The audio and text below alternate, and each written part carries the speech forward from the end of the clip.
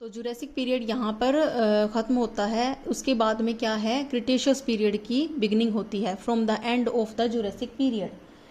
Now image a world, एक ऐसे संसार की कल्पना कीजिए जहाँ पे क्या है, giant dinosaur rule the land, यानी कि लैंड सरफेस जो है उसके ऊपर डायनासोर्स का विकास हो गया है। मतलब वो एक एक्सट्रीम लेवल में विकास है, वो अपने पीक पे पहुंच गए हैं। Massive reptiles dominate the ocean, यानी कि ओशियन के अंदर क्या है कि रेप्टाइल्स का विकास हो गया है।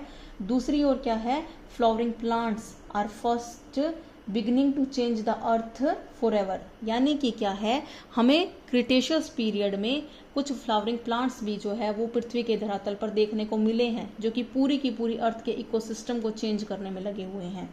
Now welcome to the Cretaceous period, the last and the most dramatic chapter of the Mesozoic era. It comes after the Jurassic period. Now, what was the timing of the Jurassic period? That was 19.5 crore years ago to 13.5 crore years ago का जो time था उसको Jurassic period का time माना जाता है। Cretaceous period की जो बिगिनिंग होती है वो 13.5 करोड़ ईयर्स अगो से लेकर के 6.5 करोड़ ईयर्स अगो तक का टाइम इसका होता है। यहाँ पर क्या है कि जो डायनासोर है वो बिल्कुल डोमिनेट कर रहे थे, इनमें बहुत ज़्यादा डाइवर्सिटी आ गई थी। इसके साथ साथ क्या है कि कुछ कॉन्टिनेंट्स भी फॉर्म होना शुरू हो गए थे, यानी कि जो पृथ्वी अपना इंट्रूसिव फोर्स है वो लगा रही थी, यानी कि प्लेट्स जो है वो एक दूसरे से दूर जा रही थी, जिसकी वजह से जो पेंजिया सुपर कॉन्टिनेंट था वो और ज़्यादा पार्ट में डिवाइड होना शुरू हो गया था, जिसकी वजह से क्या है कि north America, south America, Africa continent, इनका भी फॉर्मेशन हो गया था। India started drifting towards Asia, यानी कि जो इंडो ऑस्ट्रेलियन प्लेट थी, इंडो ऑस्ट्रेलियन प्लेट ने क्या है, नॉर्थ ईस्ट की साइड मूव करना शुरू कर दिया था। नॉर्थ ईस्ट की साइड इसकी ड्रिफ्टिंग हो गई थी, जिसकी वजह से यहाँ पर क्या है कि फिर ये आगे जाकर के यूरेशियन प्लेट से टकराएगी, जो कि हिमालयन माउंटेन्स का फॉर्मेशन होगा। हिमालयन माउंटेन्स की वजह से क्या है कि जो नॉर्दर्न प्लेन्स हैं इंडिया के वो बनेंगे।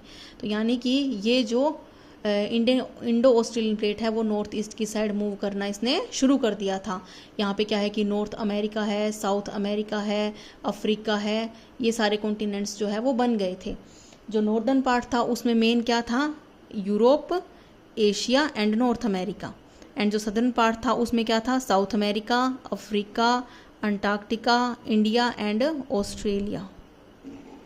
तो ये सारे पार्ट्स जो है वो आपके सुपर कॉन्टिनेंट का भाग बनकर सामने आ रहे थे।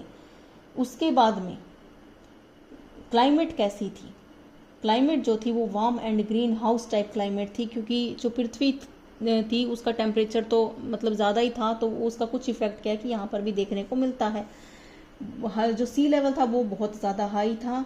Large shallow seas covering parts of continent, यानी कि क्या है कि कुछ शैलो सी थे वो कॉन्टिनेंट के ऊपर ओवरलैप कर रहे थे, यानी कि कॉन्टिनेंट के भागों को कवर कर रहे थे।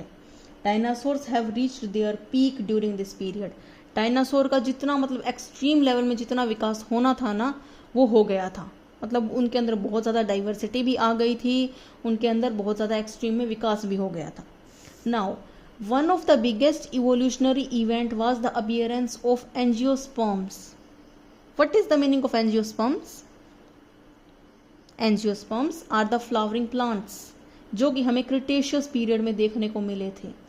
These angiosperms spread rapidly, इनका विकास बहुत तेज़ी से हुआ था, बहुत तेज़ी से फैल गए थे ये, and began replacing many older plant groups, यानी कि क्या है कि कुछ नई चीज़ आती है तो पुरानी चीज़ को तो पीछे धकेल ही देती है। तो यहाँ पे क्या है कि इन एंजियोस्पर्म्स का विकास पूरी पृथ्वी के ऊपर दिखाई देने लगा था, फ्लावरिंग प्लांट्स विकसित होने लगे थे और कुछ जो पुराने पौधे थे उनका विकास समाप्त हो रहा था। This completely transformed earth's ecosystem, इन फ्लावरिंग प्लांट्स ने, इन बर्ड्स लाइक स्पीसीज ने, आर्क्योपेट्रिक्स जो थे, यहाँ पर क्या है जो फ्लावरिंग प्लांट्स थे, एंजियोस्पर्म्स थे, डायनासोर थे, उन्होंने पूरे के पूरे अर्थ के इकोसिस्टम को बिल्कुल ही ट्रांसफॉर्म कर दिया था, बिल्कुल चेंज कर दिया था। This period ended with a famous Cretaceous Paleogene event about 66 million years ago. अब ये जो पीरियड चल रहा है इसका एंड होता है वो किस एक्सटिंक्शन के साथ इसका एंड होता है। Scientist believe a massive asteroid impact which caused the extinction of dinosaurs. तो यानी कि क्या है कि एक एस्टेरॉयड है जो कि पृथ्वी से टकराता है, जिसके साथ ही क्या है कि डायनासोर की समाप्ति हो जाती है।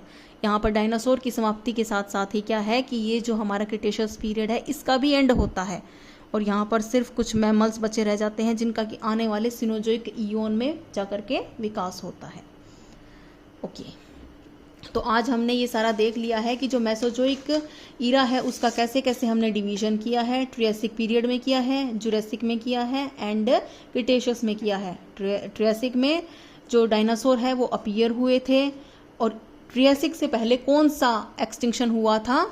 Permian Triassic extinction, which marks the boundary between the Permian and Triassic period.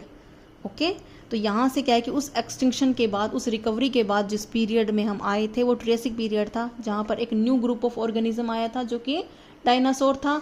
Super continent का तो साथ में चल ही रहा था सारा सिस्टम। उसके बाद में क्या है कि जो जुरासिक पीरियड था, जुरासिक पीरियड को क्या है कि गोल्डन एज ऑफ डायनासोर बोला जाता है, जहाँ डायनासोर का विकास जो है वो बिल्कुल हाई लेवल पे हो गया था, मतलब पीक पे पहुंच गए थे। उसके बाद में आता है क्रिटेशियस पीरियड, जहाँ पर जा करके क्या है कि कुछ फ्लावरिंग प्लांट्स हमें देखने को मिलते हैं। इन फ्लावरिंग प्लांट्स को एंजियोस्पर्म्स बोला गया था, जो हमारी पूरी की पूरी अर्थ के इकोसिस्टम को चेंज कर रहे थे। इसके साथ में क्रिटेशियस पीरियड का एंड होता है by the extinction caused by the strike off that asteroid. Asteroid के टकराने से पृथ्वी के ऊपर जो डायनासोर थे उनकी समाप्ति हो गई थी, और इसी समाप्ति के साथ हमारा क्रिटेशियस पीरियड का भी एंड होता है। ओके, अब हम अगले सेशन में आपको सिनोजोइक ईरा जो है वो डिस्कस करेंगे। Thank you.